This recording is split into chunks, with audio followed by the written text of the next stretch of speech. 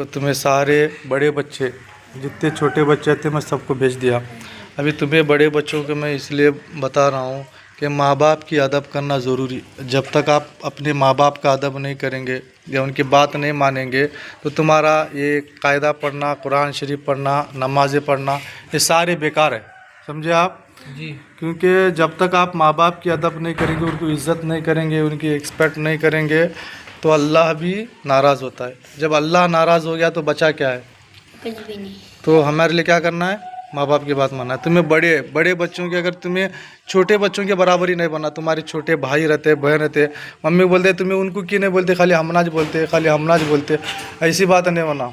समझे? माँ बाप को इज़्ज़त से पेश आना। छोटे बच्चों को जो शरारतें करनी वो भी हमें करना बोल के नहीं करना। समझे? छोटों की बात अलग थी, छोटों की बात में ज़रा नज़रअंदर किया जाता। लेकिन तुम्हें बड़े है, समझदार है कि नहीं? तो क्या करेंगे? माँ बाप की बात मानेंगे, माँ बाप को फिरा को नहीं बोलेंगे, अमल करना, अम्मी अब्बा को फिरा को नहीं बोलना, क्या है उनकी इज्जत करना, गुस्से से नहीं बात करना, समझे? बदतमीज़ी नहीं करना। ये याद रखो, कौन भी मेहमान आज टाइम किसी चीज़ की ज़िद करना नहीं, तो गुस्सा होकर नहीं बैठना। जो इंसान मुंह फुगा करके माँ बाप को नाराज़ करके बैठेगा, अल्लाह उससे नाराज़ हो जाएगा। समझे? इसीलिए हमें जितना हो सके माँ बाप का अदब करना है। करेंगे? हज़रत मूसा अलैहिस्सलाम के ज़माने में एक शख्स को लाके बिठाया गया। बहुत बुरा इंसान, गुनहगार इंसान था वो, गालियाँ गलौज करने वाला, घमंडी से बात करने वाला, बदतमीज़ हिसाब का एक इंसान था। तो लोगों ने कहा कि हज़रत ये बहुत बेकार इंसान है, बहुत बेकार इंसान है, इसके लिए बद्दुआ करो। बोलने के बाद में मूसा अलैहिस्सलाम उसके लिए बद्दुआ करते, हिलाक हो जाना। और मूसा अलैहिस्सलाम जिसके लिए बद्दुआ करते उन्हें मर जाता, हिलाक हो जाता, उसके ऊपर बिजली गिरती या तो सांप लड़ता या उन्हें कुछ उस पर अजाब नाजिल हो जाता, उन्हें मर जाता। तो मूसा अलैहिस्सलाम उसके लिए बद्दुआ करे, 3 दिन हुआ तो भी ना हिलाक हुआ, ना मरा, कुछ भी नहीं। लोगों ने आके पूछे क्या हो गया? मूसा अलैहिस्सलाम ने बद्दुआ करे तो क्यों नहीं आज असर हुई उसकी? तो मूसा अलैहिस्सलाम खुद उसके पीछे जाने लगे। किसके?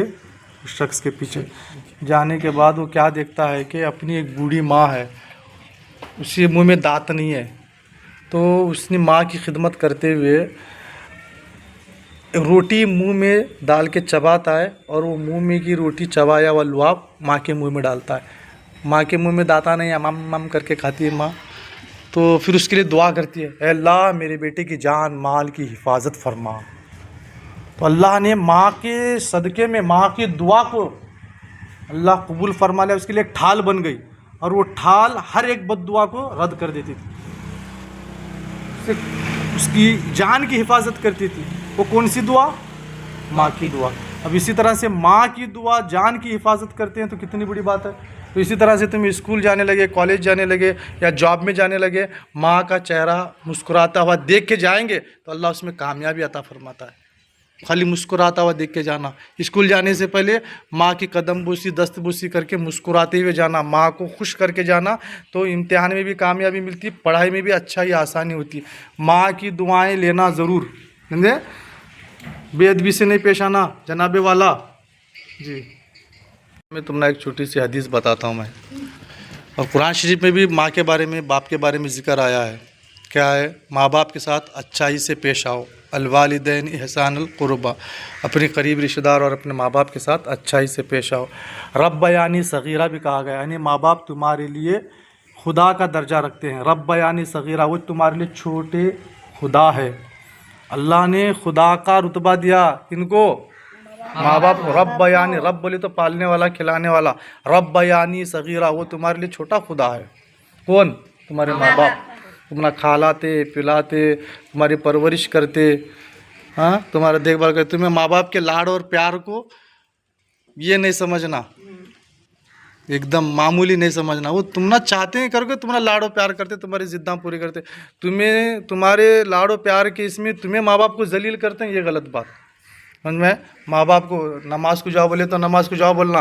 बाबा तुम ना पूछ रहा हूँ, तुम्हें नमाज को भी नहीं आते, अजान होते रहे नमाज को जाओ बोलते हैं नहीं तुम्हारे अम्मी अब्बा, तो तुम्हें नमाज को आना। समझे। पाबंदी से नमाज़ें पढ़ना, घर में जो स्कूल की पढ़ाई होती, अरबी की पढ़ाई होती, वो बराबर करना। अगर तो हमारे पास डिसिप्लिन नहीं रहा, तमीज़ और तरीका नहीं रहा, तो हमारे ये सब सारी चीज़ें बेकार है। अब कितने के लोग क्या बोलते हैं, ये हज़रत तुम नहींज पढ़ाते हैं क्या पढ़े थे मैं मदरसे में, बोलती कि नहीं तुम ना। इसका मतलब क्या, तुम मदरसे को बदनाम करती, उस्ताद को भी बदनाम करती। तो तुम्हें अच्छे से रहेंगे बोलेगा तो हाँ कितने अच्छे हज़रत है तुम्हारे, तू कौन सा मदरसे में पढ़ता हुआ, पूछते कि नहीं पूछते बाबा, पूछते हैं कहाँ कितना अच्छा है वह, किसकी इज़्ज़त होती, तो मदरसे की भी इज़्ज़त होती है और उस्ताद की भी इज़्ज़त होती है। तो तुम्हें इसी तरह से तुम ना ये भी पूछती हैं अच्छी इज़्ज़त करने के बाद, ये किसका बेटा है, कितना अच्छा है, ये किसकी बेटी कितनी अच्छी है, क्यों कई वास्ते बोलती हैं, तुम्हारी तारीफ़ करते हैं। तो तुम्हारी तारीफ़ में असल में क्या है, तुम्हारे माँ बाप की तारीफ़ होती है, समझे। तो तुम्हारे हाथ में तुम्हारे माँ बाप की इज़्ज़त भी है और तुम्हारे हाथ में तुम्हारे माँ बाप की ज़िल्लत भी है। अगर तुम्हें गलत काम करेंगे तो ये किसकी बेटी देख, तू कितनी बेकार है, कितनी नालायक है, कितनी बदतमीज़ है, बातें करते हैं कि नहीं अड़ोस पड़ोस वाले। अगर तुम्हें वो कौन सा भी अच्छा काम करते, बाबा कितना अच्छा बच्चा है, किसका बेटा है, ये कौन है, अच्छी तालीम दिए, तो ये चीज़ें याद रखना। तो माँ बाप की इज़्ज़त तुम्हारे हाथों में है, ख्याल करना, जो उनके बात बोलते वो मानना। अभी तुम्हें छोटे दिख रहे हैं, इंशाल्लाह और बड़े आगे होने वाले तुम्हें, तो अब से इखलाक को अच्छे बनाओ, आदत को अच्छे बनाओ, समझे। करेंगे ना इंशाल्लाह। तुम्हारे माँ बाप के सामने मेहमान वगैरह रहती हैं, कोई लोग आए पड़ोसी रहे तो उनके सामने तुम्हें फिरा के बोलना, बदतमीज़ी पेश नहीं आना। अगर तुम कभी कभार अकेले में ज़रा बोल रहे हैं तो बात अलग है, लेकिन पब्लिक के सामने कोई नए मेहमान आए या पड़ोसी आए, कोई नए लोग आए, उस वक्त तुम अगर माँ बाप के सामने फिरा को बोले या बदतमीज़ी से आए, मैं नहीं करती, मैं नहीं करूँगा, ऐसा ऐसा तुम बोलेंगे तो तुम्हारे माँ बाप के दिल को क्या होता, ठेस पहुँचता। देखो तुम ना अगर कुछ तकलीफ़ हुई, तुम ना अगर बुखार आया या तुम ना हॉस्पिटल में एडमिट करे, तुम्हारे साथ तुम्हारे माँ बाप रहेंगे क्या बाहर वाले पड़ोसी रहेंगे, माँ बाप रहेंगे। मैं भी नहीं रहता है, समझे आप, कौन रहेंगे, माँ बाप रहेंगे। तो तुम्हारे माँ बाप यानी तुम्हारी फिक्र करते कि नहीं करते, तुम्हारी फिक्र करते, तुम्हारा ख्याल करते, तो तुम्हारा फ़र्ज़ बनता है कि तुम्हें माँ बाप का ख्याल करना, उनकी इज़्ज़त का ख्याल करना, उनकी बात मानना, कभी फिरा के नहीं बोलना। कितने के बच्चे माँ बाप को गालियाँ देते, बच्चे करके माँ बाप तुम ना माफ़ करते भी समझो, लेकिन अल्लाह माफ़ नहीं करता, समझे। माँ बाप को गालियाँ नहीं देना, माँ बाप को ऊंची आवाज़ से बात नहीं करना, मैं ये नहीं करती, मैं वो नहीं करती, मैं ना यहाँ नहीं जाती, मैं वहाँ नहीं जाती, ऐसा नहीं बोलना, समझे बाबा, ऐसा नहीं करने का। क्योंकि जब माँ नाराज़ हो गई, बाप नाराज़ हो गया तो अल्लाह नाराज़ हो जाता है। अब अल्लाह ताला नाराज़ हो गया तो बचा क्या है, कुछ नहीं बचा। तो क्या करना है हमें, माँ बाप को अदब से पेश आना, बाप से हाथ मिल को जाना, मुसाफा करके जाना। स्कूल से जब तुम्हें अंदर आती घर में तब भी सलाम करना, पहले माँ बाप को रहे तो अम्मी को मुसाफा करना। आते बराबर तुम्हें क्या करती, बैगा उठाती, नीचे फेंकती, कौन बॉटल फेंकता, कौन टिफ़िन लाता, तो खाने का टिफ़िन भी स्कूल के बैग से नहीं निकलता, वो अम्मी से निकालना, उसमें खाने में कीड़े हुए रहती हैं एक बार, ऐसा होता, ऐसा नहीं करना। आधा काम तुम्हें भी करना, समझे, पूरा काम माँ बाप के ऊपर नहीं डालना। अम्मी का हाथ बटाना, तुम्हें बटाना, झाड़ू मारना, बर्तन धोना वगैरह जो भी चीज़ रहते छोटे छोटे काम करना। कुछ बच्चे ऐसे हैं यहाँ मैं देखता हूँ, कपड़े तक भी उठा को नहीं रखते, घड़ी भी नहीं करते, उड़ा इधर फेंकते, यूनिफॉर्म भी अपना स्कूल का निकाले वहाँ फेंकते, बाद में पीछे से माँ उठाती आती है, ऐसा नहीं करना, समझे। तुम्हारे कपड़े तुम्हें खुद निकालना, तुम्हें खुद उठा को रखना सही से। तुम ना छोटे बच्चों को भेज को तुम ना नसीहत कर रहा हूँ मैं, समझे, तुम्हें ख़ास करके इस पर ख्याल करना। जब तक तुम्हारे पास अदब और अमल इल्म के साथ ये चीज़ नहीं आएगा, नहीं कामयाबी नहीं मिलती तुम ना, समझे बाबा। क्या बता रहा हूँ मैं, अदब ज़रूरी है। कितने के लोग आप बोलते हैं तुम्हें मदरसे में, बोलते हैं कि क्या भी मस्ती करे तो ये सिखाएगा मदरसे में, ये पढ़ाएगा तू मदरसे में, बोलते कि नहीं। इसका मतलब क्या, तुम्हें मदरसे को बदनाम कर रही है और तुम्हारे माँ बाप को भी तुम्हें बदनाम कर रही है, ऐसा नहीं होना। ख्याल करेंगे इसका इंशाअल्लाह, माशाअल्लाह। जब बाहर आते हम कौन सा पैर रखने का, सीधा पैर रखना, और बाथरूम से आने के बाद दुआ पढ़ने का, गुफरानक, तो ज़रा बड़ी दुआ भी है, गुफरानक अल्हम्दुलिल्लाह अल्लज़ी अज़हबा अन्निल अज़ाया व अफ़ानी, कितना बड़ा है। नहीं तो तुम्हें बस सिर्फ गुफरानक इतना भी बोल सकते, गुफरानक पढ़े, अल्लाह मेरी मग़फ़िरत फरमा। तो आप फारिग होने के बाद, टॉयलेट बाथरूम तुम्हारा होने के बाद में वज़ू कर लेना अच्छा है। जो इंसान वज़ू कर लेता उस पर जादू बला शैतान का करनी का ये सहर का असर नहीं होता, समझे, और उस पर अल्लाह की रहमत होती। जो इंसान वज़ू से रहता अल्लाह की रहमतें उस पर होती रहती। तो हमेशा वज़ू से रहना। सिर्फ नमाज के लिए, कुरान शरीफ पढ़ने के लिए ही वज़ू नहीं, बाथरूम से जाकर वज़ू करो आप, नहाने के बाद भी वज़ू करो आप तहारत करे, पेशाब पैखाना अगर किया आप, उसके बाद फारिग हो गए तब भी वज़ू कर लेना। तो वज़ू करने से क्या होती है, अल्लाह की रहमत होती है और वज़ू की बरकत तुम्हारे पर बाकी रहती है। ये फारिग होने के बाद वज़ू करेंगे। आज जुम्मा का दिन है, समझे, जुम्मा के दिन सुन्नतें जो भी तरीके हैं वो याद रखना। नहाना सुन्नत है जुम्मा के दिन, और जुम्मा के दिन नाखून निकालना, सर के बाल कट करना, यानी कटिंग वगैरह बनाना, कि जुम्मा के दिन बेहतर रहता। अगर तुम ना स्कूल में जा रहे हैं, टाइम नहीं मिल रहा बोले तो तुम्हें इतवार को कर सकते, लेकिन जुम्मा के दिन ख़ास करके नहाना, जुम्मा की तैयारियां करना, नमाज को आना, जुम्मा की कोशिशें करना, जुम्मा की नमाज़ पढ़ने की। लड़कियां के लिए जुम्मा नहीं है, उन्हें ज़ोहर पढ़ना घर में। क्या पढ़ेंगे लड़कियां? ज़ोहर की नमाज़। हाँ, जुम्मा में ख़ास करके हमारे बच्चे जो है स्कूल से आने के बाद कोशिश करना जुम्मा में पहुंचने की। जुम्मा का खुतबा होते टाइम का सुन्नतें नहीं पढ़ना, ये याद रखो। बहुत जने क्या करते हैं, जुम्मा का खुतबा होते रहता आके सुन्नत नमाज़ पढ़ते रहते हैं। खुतबा बोले तो जो मेंबर पे खड़े होके इमाम साहब बोलते रहते हैं, वो खुतबा होते इस टाइम का आके सुन्नत नहीं पढ़ना, समझे। खुतबा सुनने के बाद, फ़र्ज़ नमाज होने के बाद अलग से तुम्हें वो तुम्हारी सुन्नत छुट्टी भी पढ़ सकते। अगर खुतबा से पहले पहले तुम्हें पहुँचे, तुम ना जुम्मा की नमाज़ पढ़ने का मौका दिया जाता, 4 रकात सुन्नत तभी पढ़ने का। खुतबा के टाइम ना नमाज़ पढ़ना, ना किसी से बात करना, ना उठना जाना फिरना, ये सब नहीं करना। याद रखो, जुम्मा में ऐसे बुराई से बचना। बचेंगे नहीं? तुम्हें हमें बाथरूम में जाते इस टाइम कौन सा पैर रख के जाना? टॉयलेट में, बाथरूम में, नहाने के लिए जाते, बैतुल खला जाते तो कौन सा पैर रखने का? उल्टा पैर रखने का। अगर सीधा पैर रखेंगे और सीधा पैर डालने की आदत डाल देंगे बाथरूम में तो घर की बरकत चली जाती है, समझे।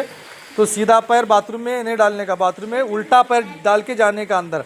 बाथरूम में जाने से पहले क्या पढ़ना है? दुआ पढ़ो। माना बोलो। तो एक बार तुम पढ़ो, बाथरूम में जाने की दुआ पढ़ो।